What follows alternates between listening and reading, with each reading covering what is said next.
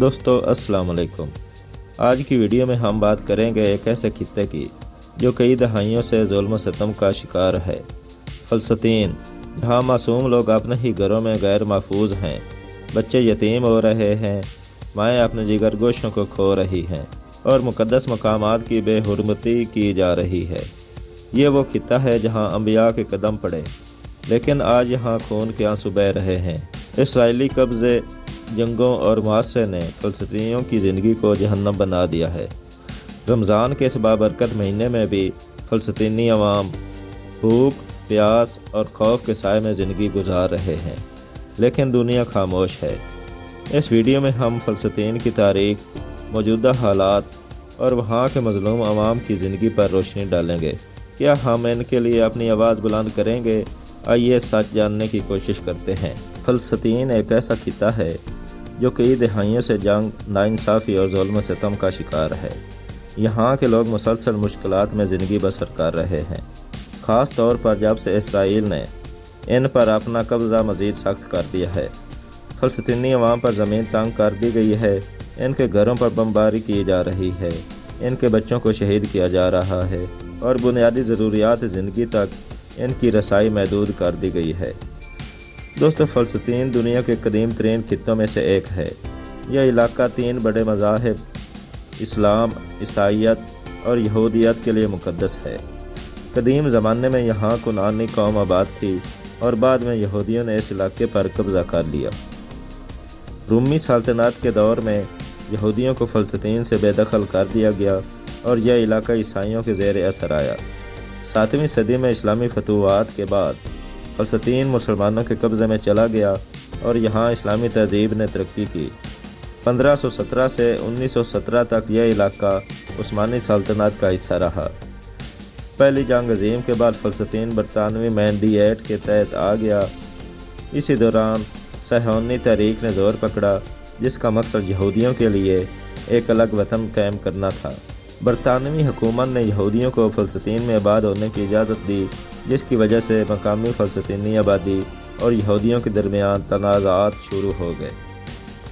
1948 میں اسرائیل کے قیام کے بعد پہلی عرب اسرائیل جنگ ہوئی، جس میں اسرائیل نے فلسطین کے بڑے حصے پر قبضہ کر لیا۔ اس جنگ کے نتیجے میں تقریباً 7 لاکھ فلسطینی بے گھر ہو گئے اور یہ واقعہ النکبہ کے نام سے جانا جاتا ہے۔ اس کے بعد سے فلسطینیوں کی ایک بڑی تعداد مہاجر کیمپوں میں رہ رہی ہے۔ 1967 کی 6 روزہ جنگ میں اسرائیل نے غزہ پٹی، ویسٹ بینک، مشرقی یروشلم اور گولان کی پہاڑیوں پر قبضہ کر لیا۔ اس جنگ کے بعد سے فلسطینیوں کے لیے حالات مزید مشکل ہو گئے۔ اسرائیل نے ان علاقوں میں بستیاں بنانا شروع کر دیں جو بین الاقوامی قانون کے خلاف ہیں۔ فلسطینیوں نے اسرائیل کے خلاف مختلف طریقوں سے مزاحمت کی ہے۔ 1987 میں پہلا انتقاضہ انقلاب ہوا، جس میں فلسطینیوں نے پتھر اور دیگر ہتھیاروں سے اسرائیل کے خلاف احتجاج کیا۔ 2000 میں دوسرا انتقاضہ ہوا جو پہلے سے زیادہ خون ریز تھا۔ اس کے علاوہ حماس اور دیگر فلسطینی گروپس نے اسرائیل کے خلاف مسلسل جدوجہد جاری رکھی ہے۔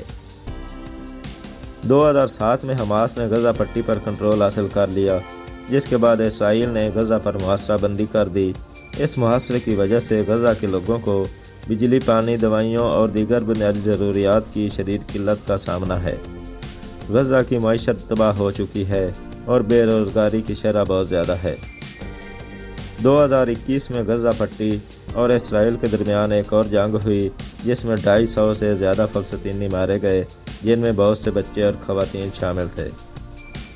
اسرائیلی فوج کی بمباری کی وجہ سے غزہ میں بڑے پیمانے پر تباہی ہوئی۔ اس کے بعد سے بھی تشدد کا سلسلہ جاری ہے۔ 1948 میں جب اسرائیل کو ناجائز طریقے سے وجود میں لایا گیا، لاکھوں فلسطینیوں کو ان کے گھروں سے بے دخل کر دیا گیا، جسے تباہی کہا جاتا ہے۔ تب سے لے کر آج تک فلسطینی عوام مسلسل ظلم و ستم کا شکار ہیں۔ اسرائیل نے غزہ، مغربی کنارے اور بیت المقدس پر قبضہ جما رکھا ہے اور یہاں کے لوگوں کو ان کے حقوق سے محروم کر دیا ہے۔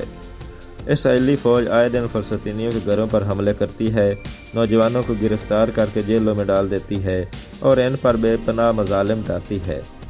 فلسطین میں زندگی عام حالات میں بھی بہت مشکل ہے، لیکن جنگ اور معاشرے کی وجہ سے یہاں کے لوگ بدترین حالات میں زندگی گزار رہے ہیں۔ خاص طور پر غزہ، جو کہ مکمل طور پر اسرائیلی معاشرے میں ہے، وہاں لوگوں کے پاس بنیادی سہولیات بھی موجود نہیں۔ خوراک اور پانی کی شدید کمی ہے۔ غزہ میں کھانے پینے کی اشیاء بہت کم ہیں اور جو کچھ بھی دستیاب ہوتا ہے وہ بہت مہنگا ہوتا ہے۔ پینے کا صاف پانی میسر نہیں، کیونکہ اسرائیل نے پانی کی سپلائی کو بھی کنٹرول کر رکھا ہے۔ لوگ زیادہ تر کنووں کا پانی استعمال کرنے پر مجبور ہیں، جو اکثر آلودہ ہوتا ہے اور بیماریوں کا سبب بنتا ہے۔ بجلی اور ایندھن کی قلت ایک اور بڑا مسئلہ ہے۔ غزہ میں روزانہ کئی گھنٹے بجلی نہیں ہوتی۔ ہسپتالوں، سکولوں اور گھروں میں اندھیرا چھایا رہتا ہے اور لوگ جنریٹر کے ذریعے گزارا کرتے ہیں۔ تعلیم اور صحت کے مسائل بھی شدید ہیں۔ بچوں کے سکول تباہ کر دیے گئے ہیں اور جو باقی بچے ہیں وہ بھی بمباری کے خوف میں چل رہے ہیں۔ ہسپتالوں میں دوائیاں ختم ہو رہی ہیں، زخمیوں کے علاج کے لیے سہولتیں نہ ہونے کے برابر ہیں اور ڈاکٹرز بھی بے بسی کا شکار ہیں۔ دوستو، رمضان ایک مقدس مہینہ ہے جس میں دنیا بھر کے مسلمان عبادت، دعا اور روزے رکھتے ہیں، لیکن فلسطین میں رمضان کا ماحول بہت مختلف ہے۔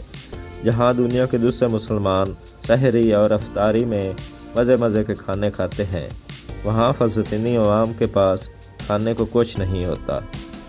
روزے رکھنا تو ایک طرف، انہیں پینے کا پانی تک دستیاب نہیں۔ افطار کے وقت بھی کئی گھروں میں کھانے کے لیے صرف کھجور اور پانی ہی ہوتا ہے اور بعض اوقات وہ بھی نہیں۔ اس کے باوجود فلسطینی عوام اپنے ایمان پر قائم ہیں اور صبر و استقامت سے اللہ سے مدد مانگ رہے ہیں۔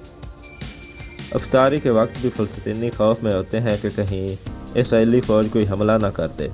مسجد اقصی میں نماز کے لیے جانے والے فلسطینیوں پر آئے دن حملے کیے جاتے ہیں۔ انہیں زبردستی مسجد سے نکالا جاتا ہے اور ان پر آنسو گیس اور گولیاں برسائی جاتی ہیں۔ رمضان میں بھی اسرائیلی فوج نے مسجد اقصی میں عبادت کرنے والے مسلمانوں پر حملے کیے، انہیں تشدد کا نشانہ بنایا اور کئی لوگوں کو گرفتار کر لیا۔ اس کے باوجود فلسطینی عوام اپنے دین پر قائم ہیں اور مسجد میں عبادت جاری رکھتے ہیں۔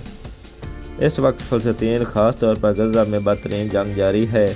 اسرائیل نے وحشیانہ بمباری کر کے ہزاروں معصوم لوگوں کو شہید کر دیا ہے، جن میں بڑی تعداد بچوں اور عورتوں کی ہے۔ پورے خاندان ملبے تلے دب گئے ہیں اور لوگوں کو دفنانے کے لیے بھی جگہ نہیں بچی۔ دنیا بھر کے مسلمان اور عام لوگ فلسطینی عوام کی حمایت کر رہے ہیں، مگر بڑی طاقتیں خاموش ہیں۔ کچھ ممالک صرف زبانی بیانات دیتے ہیں مگر عملی طور پر کچھ نہیں کرتے۔ فلسطینی عوام کے لیے یہ وقت بہت مشکل ہے، لیکن وہ پھر بھی صبر اور ہمت سے کھڑے ہیں۔ فلسطین کے لوگ بہت مشکل حالات میں زندگی گزار رہے ہیں۔ ان کی زمین، ان کے گھر اور ان کے حقوق چھیننے جا رہے ہیں۔